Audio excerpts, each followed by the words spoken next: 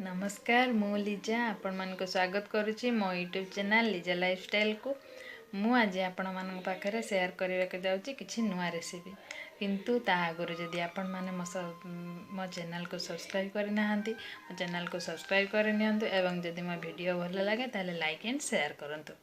चलतु स्टार्ट करवा आज रेसिपी है कोबी चिल्ली। देखंतु वीडियोटी को स्किप न करी पूरा देखंतु।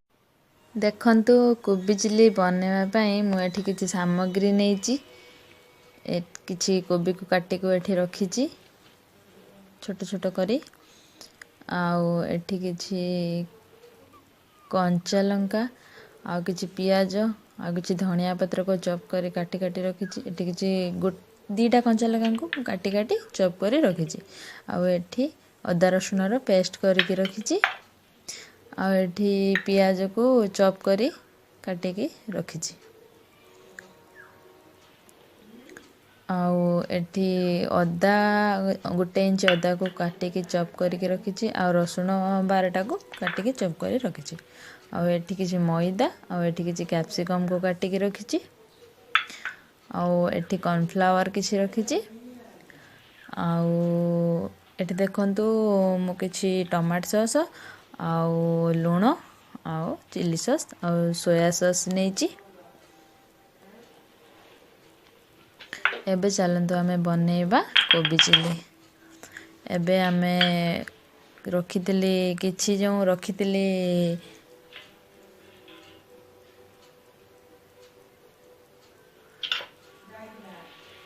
एथिरे मु मैदा आउ कॉर्नफ्लावर को मिसाई नेली स्वाद अनुसार लुण पकेली एको आमे गोटे बैटर प्रस्तुत करि नबा किछि चिल्ली पाउडर पकेले कलर यार भल आसीबो आपण माने फूड कलर भी यूज करि पारिबे।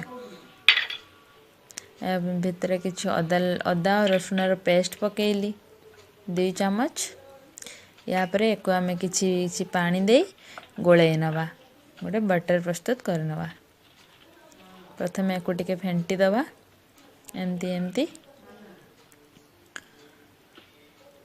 तापरे आमे या देहरे किछि पानी दबा बैटर बनेबा पई अल्प अल्प पानी नहीं आमे को गोटे बैटर प्रस्तुत करवा धीरे धीरे गोलाई नवा एकाथरे बेसी पानी ढालिले पानिया हो जाय पारे सेति पय आमे को कम कम पानी नहीं गोलाइबा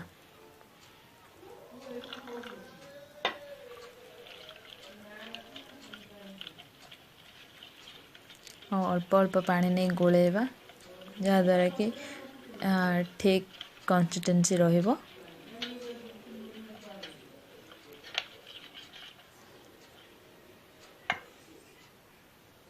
गोलाइबा है गला एबे हमें देखि नबा के पानी दे दबा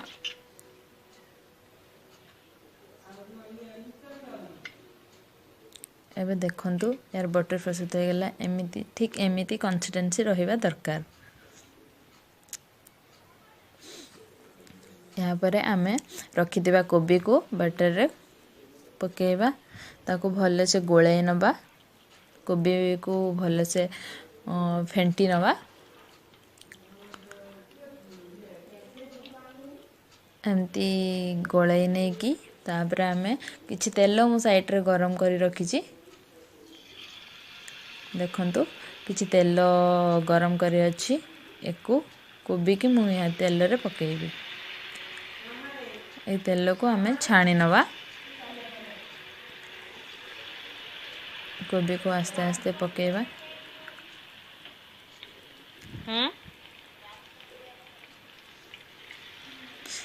आमे गैस को मीडियम फ्लेम रे रखिबा कोन हाई फ्लेम रे रखिले भीतर कोबी सिजिबनी किंतु ऊपर किंतु पोड़ी जीवो किंतु भीतर कोबीटा सिजिबनी सेति पय आमे को मीडियम फ्लेम रे ही छाणीबा।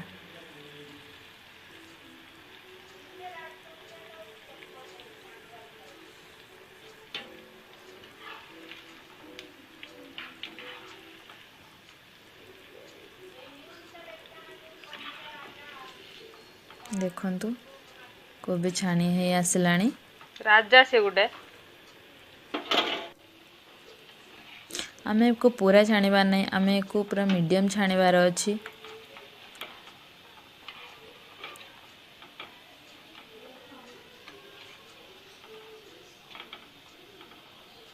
कोबी छाणी हे गला या पर आमे को गोटे जगह को काढी नबा।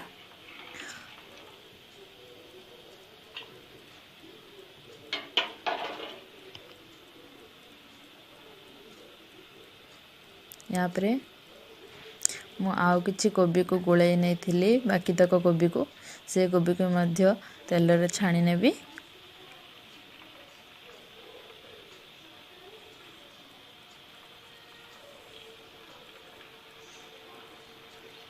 गैस को लो कर दे थिली, एबे टिके मीडियम कर देबी।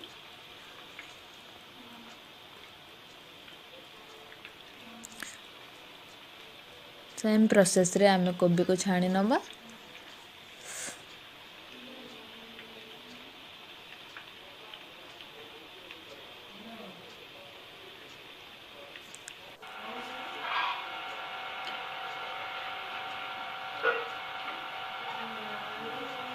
एबे देखंतु कोबी हमर हे आसिलानी। कोबी को हमको बेसी छाणीबार नहीं, कोबी को हमको मीडियम छाणीबार अछि। एबे हमें को पानी से जगह को काढी नबा।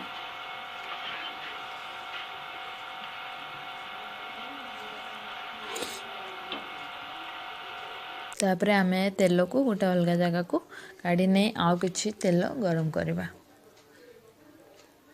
देखंतु मु एठारे किछि अल्प तेल गरम करिछि। तापरे काटी रही रखितिबा अदा और रसुण को चॉप करी रखितिली, जो कंचा लंका दुईटा को चॉप करी रखितिली ताको तेल रे पकेइली। तापरे एको ब्राउन हैला जाए मु फ्राई करबी तेल रे।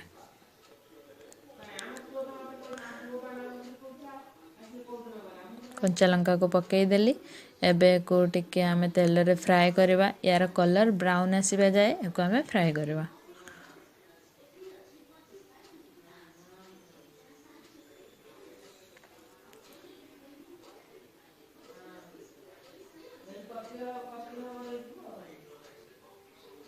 देखंतु टिके टिके ब्राउन हे आसलानी। देखंतु या पर हमको मु काटी चॉप कर रखि देबा पियाज को मध्य पकई देली। तापरे मो जो कैप्सिकम रखतेली ताको मध्य पकाई देबी। तापरे हमें को भले से टिके फ्राई करी नबा हल्का मीडियम फ्लेम रे। मीडियम फ्लेम रे को हमें फ्राई करी नबा। देखंतु एमती एमती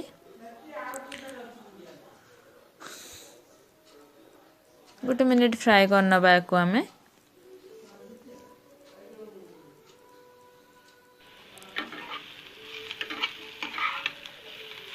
बेसी फ्राई करिबार नाही हमको जस्ट खाली टिके फ्राई कर गोटे मिनिट फ्राई करला परे तापरे हमें रखितिबा को सोया सॉस और टमाटो सॉस को पकाई नेबी।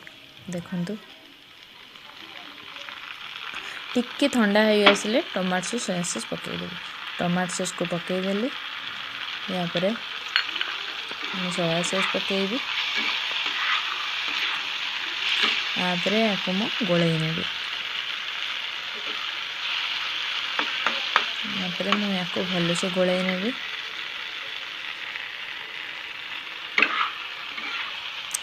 गैस वर्तमान लो फ्लेम रे ही अछि।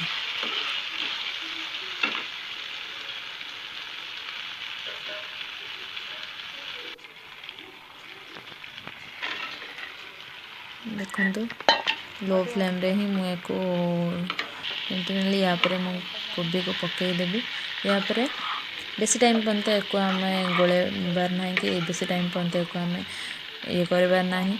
हमें बेसी टाइम गरम द्वारा कोबी गुडा को सिझी जीवो, तो बेसी टाइम कोबी नरम भी हो जाई पारे। सेति पई हमें एको बेसी टाइम पंत कुक न करी अल्प टाइम रे एको बाहर को काढी आनबा। आगु ता प्रोटीन मिलना कोन मो छोट जगाटे नहीं सेति बहुत हो गला से जगह धरुनी मोर किंतु आपण देखी चाहे करेंगे। देखु मु गोटे सर्व कली सर्व आणिकी काटी रखी पियाज आ धनिया पत्र भी ताको गार्निशिंग करने। देख पियाज गार्निशिंग कली